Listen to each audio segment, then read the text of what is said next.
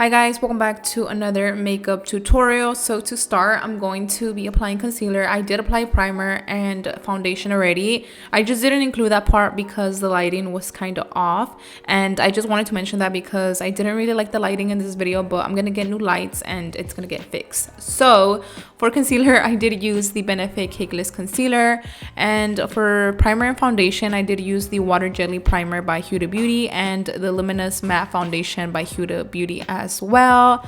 For powder, I did use the Halo Glow Setting Powder by e.l.f. Cosmetics. This powder is so good. I highly recommend it. So I'm just going to go ahead and set my concealer, and then I'm going to remove it, and I'm going to move on to bronzer. For today's bronzer, I'm actually using the Hula Bronzer by Benefit. I was going to use a new one by Colourpop, but I completely forgot. But I did use some new products in this video. I'm actually using the new Putty Blush by e.l.f. Cosmetics. I've been wanting to try this for the longest, and I finally tried it, and I'm so obsessed with it. If you hear a squeaky toy in the back, it's my dog. But I love the putty blushes by e.l.f. Cosmetics. I highly recommend them. I did set my putty blush with the Take the Cake Pressed Powder Blush by Colourpop. You don't have to do this, but I don't know, I really wanted to try this blush too, so I just went ahead and did it.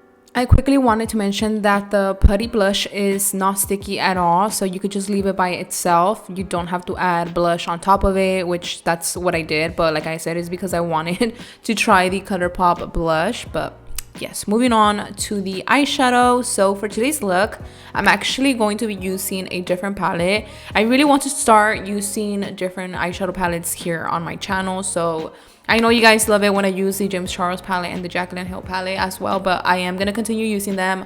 I just really want to put more looks out there with different palettes. Okay, so for today's look, I'm going to be using the Take Me Back to Brazil palette.